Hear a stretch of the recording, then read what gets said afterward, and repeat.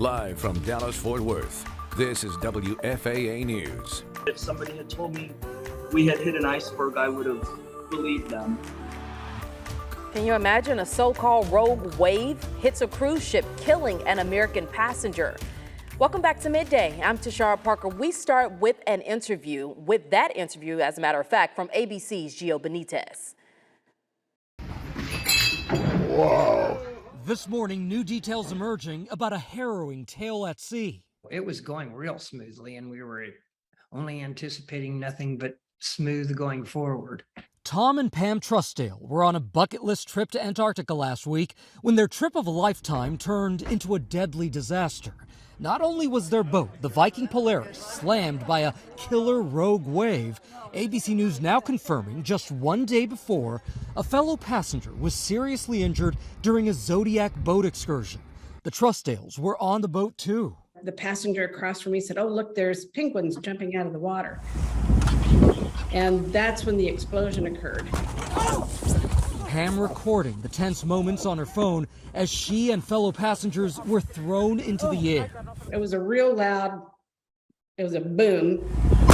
And I flew up in the air, and the passenger across from me flew up in the air. She came down and hit hard. Hurt my leg though. I can't move mine. I saw the woman go probably about 3 feet in the air, and then the gentleman straight across from me go up in the air and then roll over into the sea. So I went across and leaned over the pontoon, and I just grabbed on to the life jacket. He was face up, so he was stabilized, and I reassured him that, hey, you're safe. Tom and another passenger were able to quickly pull the man back onto the Zodiac boat, the woman's leg severely injured. Okay. She said, I hurt my leg. She said, I can't feel my leg. And then I could hear her kind of straining that, I could tell that she was in a lot of pain. The passenger's leg requiring surgery, leading the ship's captain to turn back to Argentina immediately through the treacherous Drake Passage, known as one of the most turbulent stretches of ocean in the world. The water's rough. Around 10:30 p.m. the next night, a rogue wave crashed into the Polaris, killing one passenger, Sherry Zhu, and injuring 4 others.